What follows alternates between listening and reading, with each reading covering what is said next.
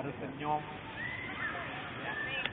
Bagaimana mau kita senyum kalau kita tidak pernah mengukur nutrisi dan stimulasinya kita setiap ya. Dari penelitian Satoshi Kanazawa dari berbagai culture di dunia ini Masih Aklis. Masih ada nggak? itu culture itu adalah keyakinan untuk memberikan stimulasi Bukunya? dan nutrisi pada Habis ya? Kalau enggak besok dibawain deh. Nah, Masih ending ada kok. dari nutrisi dan stimulasi itu adalah kecerdasan. Jadi kita kalau nggak nutrisi dan stimulasinya yang baik, kita menjadi orang-orang yang tidak cerdas. Ya. Kalau tadi dikatakan, saya agak meluruskan lagi mengenai Satu, Kris. gross Makasih. pendapatan.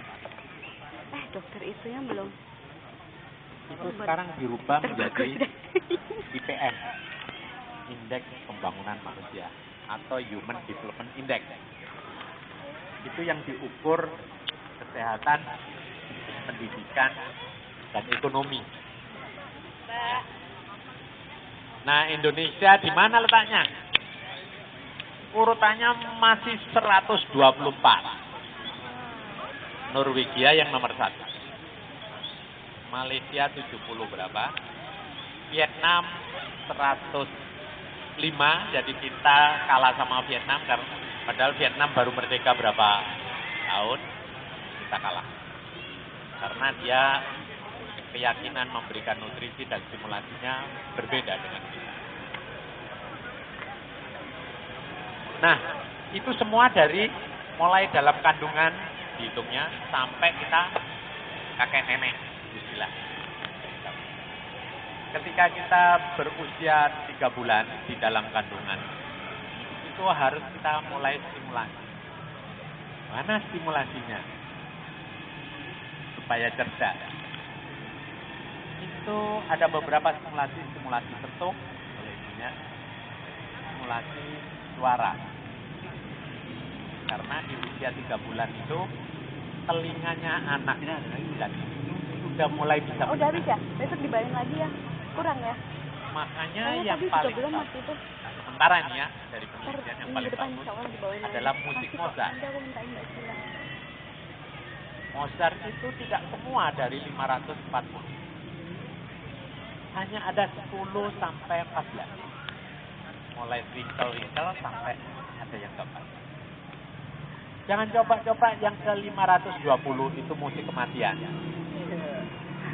Maka anak itu sel neuronnya tidak berproliferasi. Dia akan mati atau apoptosis. Jadi yang 1 sampai 11 itu menyebabkan proliferasi menjadi banyak. Maka di dalam perut itu disebut usia platinum. Sampai dia lahir, diberi musik itu cuma 1 jam, kasihnya pukul 9 malam sampai 10 malam. Iya. Tempelkan boxnya ke sini. Pakai MP3 dikantongin, ibunya jalan-jalan malam kan kondisinya lebih sepi malam. Nah, itu anak akan terjadi gerakan-gerakan atau general movement di dalam perut. Yang variasinya itu ada 3 variasi. Dan modelnya gerakannya juga ada 3. Sehingga jenis gerakannya menjadi 9. 3 kali 3, 9. Dan itu fluent, acet. Nah, kalau kita tidak distimulasi, itu cuma 1 dengan 1. Jadi banyakkan orang Indonesia gerakannya cuma 2. 1. 1 kali 1 berarti 1. Jadi nendang sama mukul. Keluarnya demo. Ini nggak bohong nih, ini udah dibuktikan. Saya sudah keliling, sudah buktikan ya di puskesmas. Ternyata anak-anak yang distimulasi ketika dididik PAUD itu lebih cerdas, lebih lincah dan lebih ceria dibandingkan yang tidak distimulasi. Ya. Ini udah terbukti nih. Ini baru ini. Belum saya melihat nanti 20 tahun lagi kayak apa. Tapi tentu stimulasinya harus yang fun buat. Jangan stimulasi yang tidak fun. Oleh karena itu, ketika bayi lahir, syaratnya jangan sesar. Kecuali panggulnya sempit. Ya, itu pun harus dikejar kan. Saya membuat stiker nih di Cilandak KKO membuktikan anak-anak yang disesar dengan yang tidak beda. Bedanya anak yang tidak disesar itu lebih tanggap. Anak yang disesar tidak tanggap. Tahu tanggap ya? Distimulasi itu meresponnya lebih cepat yang rupanya setelah saya lihat gerakannya ketika keluar dari panggul itu terjadi stimulasi finalis, ganglion finalis di punggung. Di punggung ini yang tadi dipukul-pukul. Dipukul-pukul di punggung, dia seperti keluar bermain waterboom, digesek oleh rahim ibunya. Semakin sakit, semakin hidup bentuk motorik. Itulah makanya surga di telapak kaki ibu karena ibu memandikan. Ini bisa dibandingkan dengan binatang kepompong yang sudah matang. Kepompong yang matang terus tidak disobek, kita tidak bantu sobek atau tidak dibantu setak, kupu-kupu langsung terbang. Tetapi kita bantu sobek, kupu-kupu seumur hidup tidak bisa terbang. Nah, itulah fungsi rahim sama dengan kepompong. Nah, bagaimana kalau itu lahirnya harus disekat? Terpaksa kita harus melakukan simulasi setelah lahir. Ya, simulasi gesekan di punggung terus. Sambil dikatakan, ayo kamu hebat, disanjung. Nanti respon itu hidup. Itu caranya mengejar yang disesar. Jangan didiamkan dia. Itu bermasalah nanti. Lengket terus sama ibunya, nggak bisa lepas. Nanti memutuskan sesuatu, nanya lagi ke ibunya. Ini bener nggak? Di kemandiriannya hilang. Hati-hati ya. Oleh karena itu dilus, terus kemudian dia dimainkan sama kawan-kawan. Jangan dikurung di rumah anak. Sebaiknya juga yang tidak disesar jangan dikurung. Ya, ini mulai ketika lahir. Ini lahir nih. Cek itu sampai 3 bulan. Lahir, itu tidurnya ditengkurapkan. Untuk memperbaiki insulin. Tengkurapkan, tetapi alasnya bukan kasur. Tapi tebelnya cuma 4 cm atau 5 cm. Supaya dia tidak, napasnya tidak tertutup. Nah, dengan tengkurap, sensomotoriknya akan hidup. Dia akan terjadi SPNR. Apa itu SPNR? Symmetric tono, neck reflex, neck leher. Yang tadi dipraktekkan di dalam yoga. Itu kembali kepada bayi. Gerakan-gerakan bayi. Nah, itu fungsinya melihat ke depan, dia ogong-ogong. Tahu ogong-ogong? Ya kan, kayak merangkak itu goyang-goyang. Nah, itu harus sama kiri dan kanan. Kalau anak-anak nggak bisa gogongan, berarti ada yang nggak kuat salah satu. Nah, itu ada gangguan vestibular. Segera dikoreksi. Di 3 bulan harus bisa keluar. Wah, anak saya nggak apa-apa. Terus kata dokternya, oh nanti bisa sendiri, telat. Jangan percaya kalau bisa sendiri. Orang tua harus tahu. Karena nanti kalau tidak seimbang neck reflexnya, tidak dapat SPNR-nya, anak itu menjadi hiperaktif.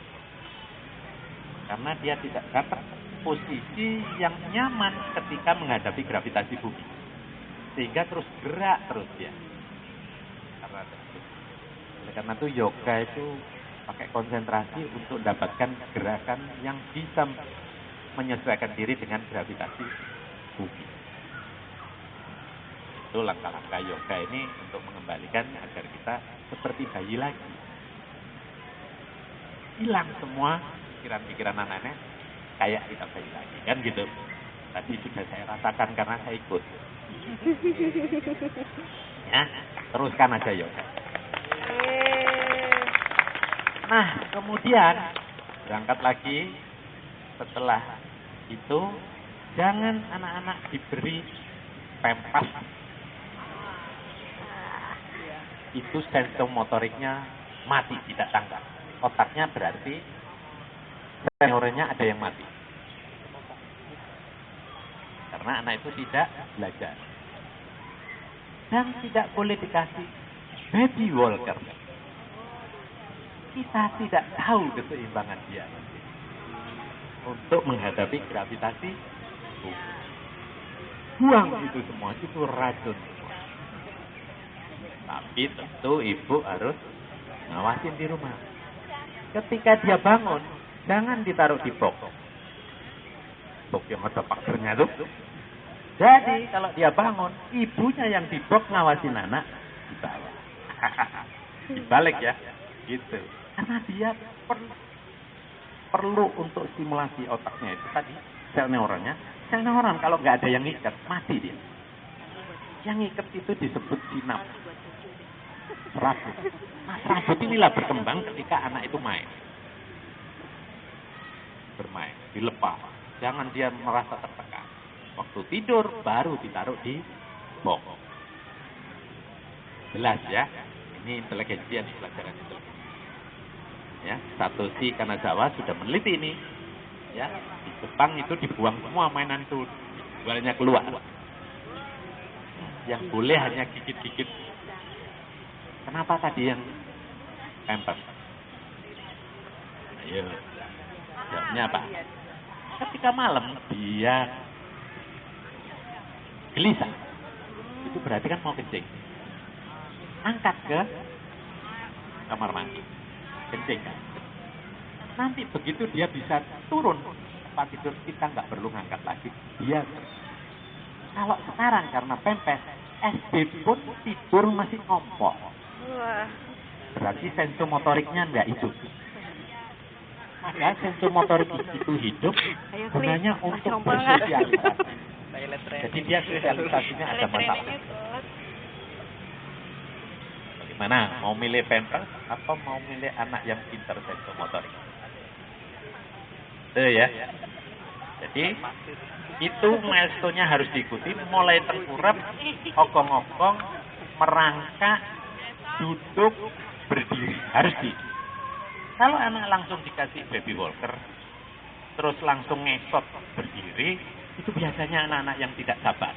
Kalau minta sesuatu harus hari itu dah.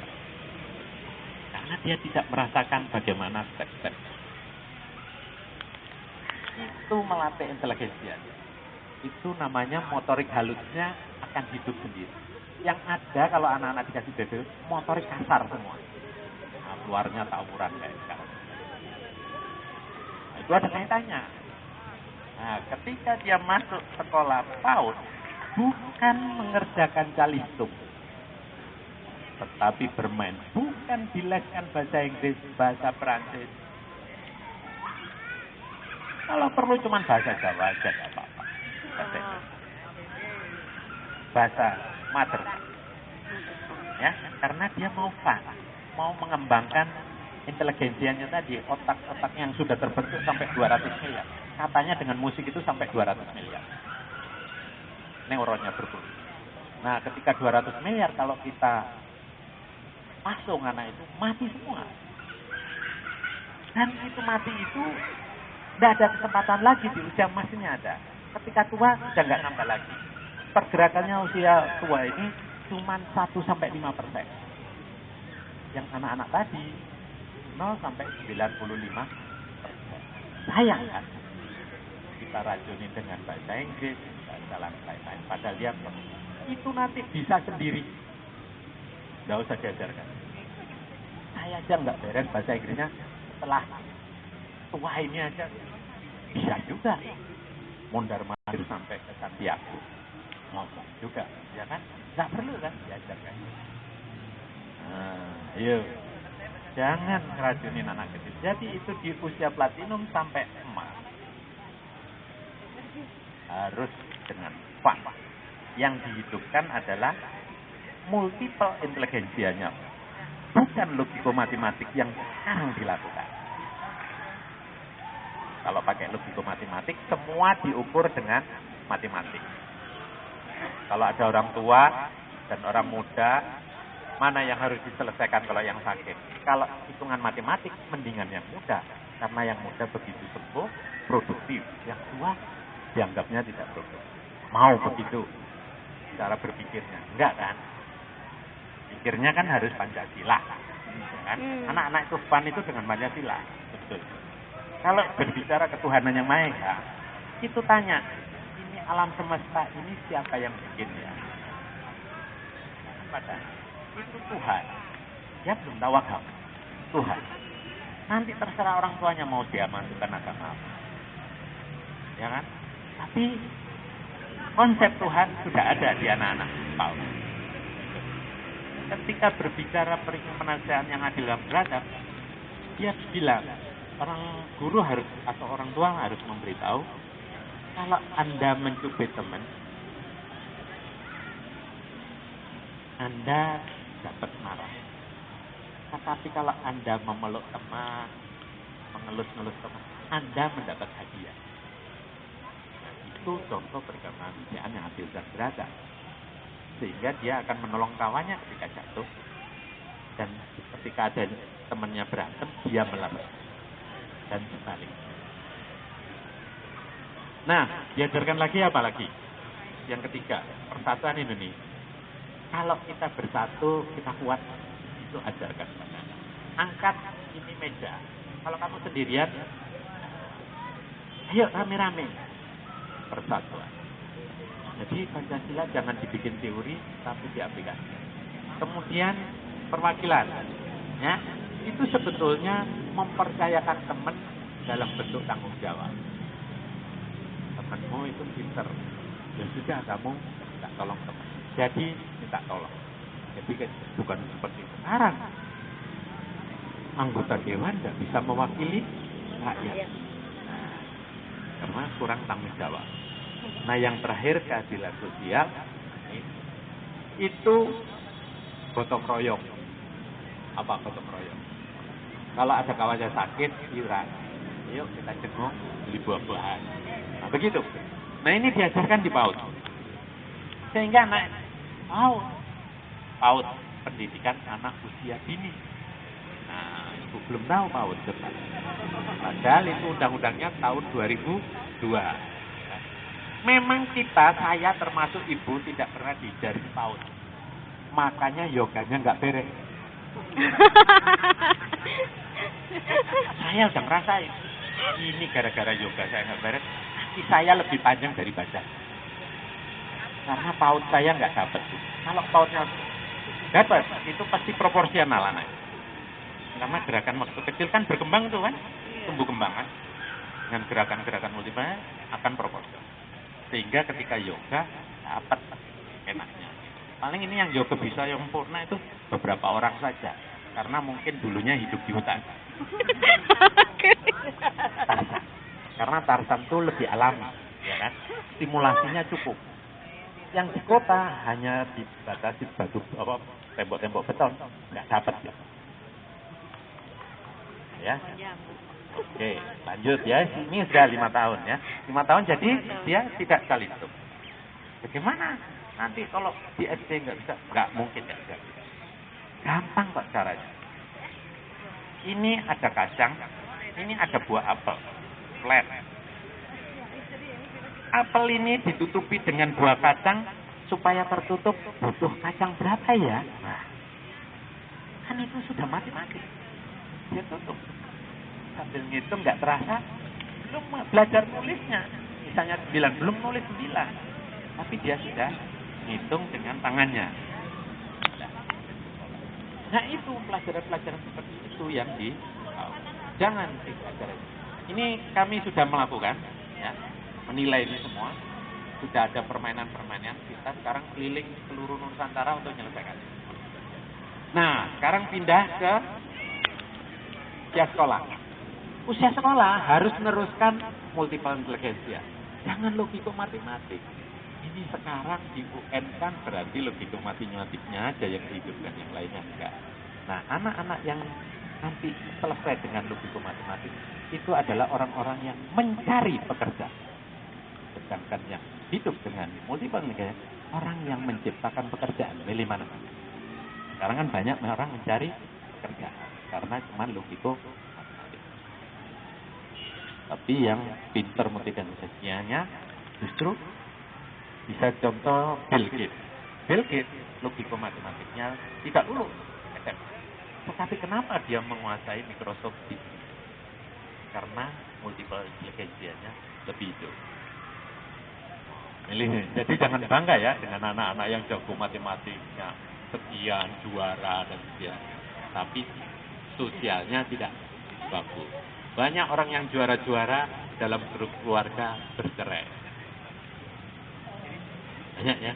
Nah, itu artinya kecerdasan inteligensianya jelek. Jadi inteligensia tidak sama dengan IQ. IQ dan semuanya harus hidup. Nah, ini dikembangkan di PAUD. Terus dilanjut. Nah, sekarang itu berkaitan dengan aging dan health. Setiap orang ini kan pasti akan tua dan mati. Siapa yang enggak? Mati. Tunjuk tangan. Nah, tapi bagaimana caranya melalui stimulasi dan nutrisi menghambat proses aging dan kematian. Nah, itu harus fun. Nggak boleh muka ditekuk. Makanya tadi bibirnya angkat, tapi tidak monyong ya. Tidak dimol ya. Ya. Itu dengan gerakan-gerakan imajinasi. Jadi jangan biarkan ibu-ibu, bapak-bapak yang sudah tua diem di kamar. Harus jalan, harus bersosialisasi, harus berorganisasi supaya tidak terjadi kekerutan. Karena satu si Kanazawa sudah mengatakan bahwa culture itu adalah stimulasi dan nutrisi. Ketika berbicara nutrisi itu memperbaiki struktur otak, panca indera, dan jaringan saraf serta otot-otot. Ketika berbicara stimulasi itu memperbaiki fungsi, bukan struktur. Fungsi. Jadi itu harus difungsikan. Kalau tidak difungsikan, maka aging itu akan cepat. Otaknya keriput, apa yang disebut Alzheimer, apa yang disebut pikun. Nah, sekarang cek aja, Bu. Sekarang ya. Ini sekarang nih. Hitung dalam sehari berapa kali lupa? Semakin sering lupa, itu berarti otak kita makin ciut. Wah. Mengkerut. Gimana caranya? Nah, ini yoga ini. Mengurangi lupa. Saya udah lihat. Oh, berarti ini mengurangi lupa. Karena kita bisa membayangkan nempelnya perut depan dengan punggung. Kita membayangkan napas keluar dari hidung kanan, masuknya dari hidung kiri. Itu artinya memperkuat jaringan saraf terhadap neuron. Ya. Nah, itu harus dilakukan terus-menerus, tidak cukup sekali. Nah, orang yang diem aja di kamar pasti cepat pikun. Nggak ada kegiatan. Ya, banyak profesor-profesor sampai tua. Ya, masih energik karena masih menggunakan stimulasi dan nutrisi. Nah, sekarang kuncinya makan. Saya tanya kalau makan. Ada piring nih. Sop, nasi, lauk, sayur, terakhir apa? Buah. Ya, dessert buah ya. Bagaimana cara makan? saya kan ikut pendidikan surveillance nutrition di Santiago kan. Pendidikan itu, wow. Santiago itu negara Chili ya, Chili. Itu Maria Mercedes di sana itu kan. Pokoknya nonton telenovela saya jadi inget di situ kan. Karena soalnya saya tiap malam minggu diajak nari salsa. Wah. Salsa.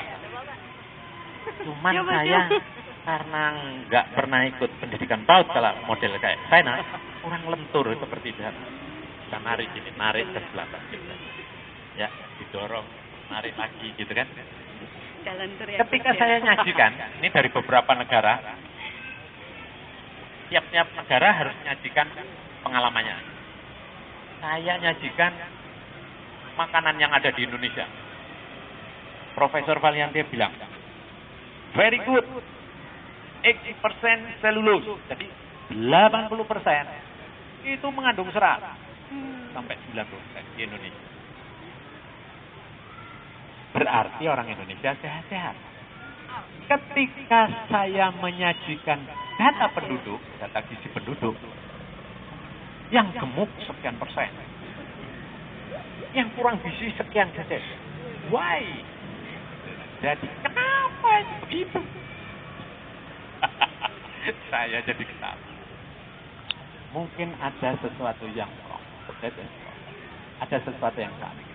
Ketika saya ngomong tadi makan, orang Indonesia itu makan mulai sop, nasi, lauk, terakhir buah.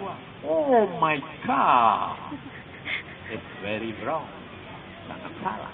Harus dibalik, mulai dari buah, baru kemari. Sehingga makan nasinya tidak banyak-banyak.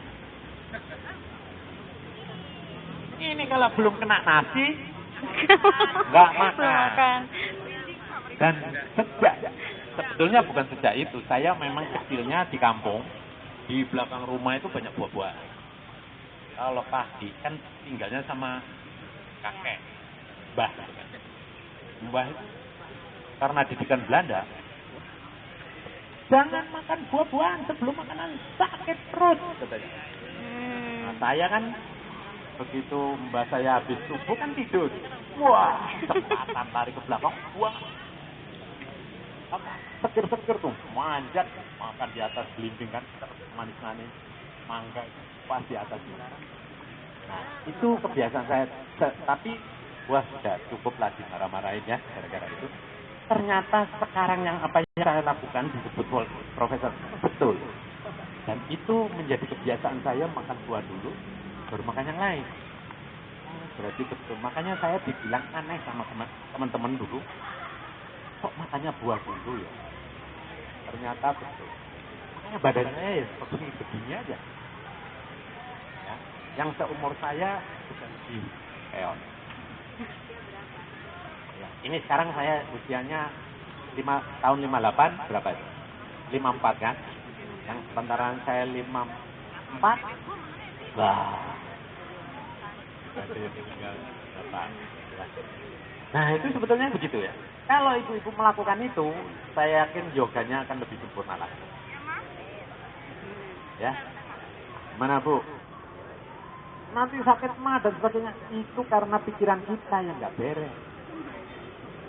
Sakit mah itu dari pikiran.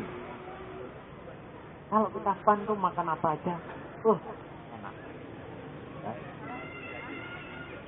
Jadi itu pelajaran yang saya berikan. Jadi tolong jangan berhenti kegiatan setelah usia tua ini, tetapi berlanjut terus.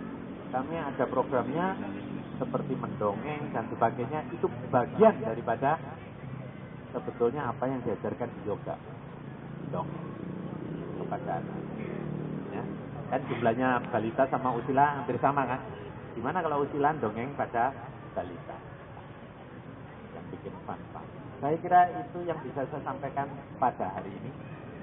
Mudah-mudahan bermanfaat bagi kita. Sebelum saya tutup, saya kasih tips. Usia yang baik bereproduksi agar mempunyai anak berintelijensia baik untuk wanita 33 sampai 33. 23 sampai 33. Untuk laki-laki 27 sampai 42. Jangan berkarir dulu baru punya anak. Nanti kalau anaknya Down syndrome buat apa karirnya? Anaknya ADHD, autis buat apa karirnya?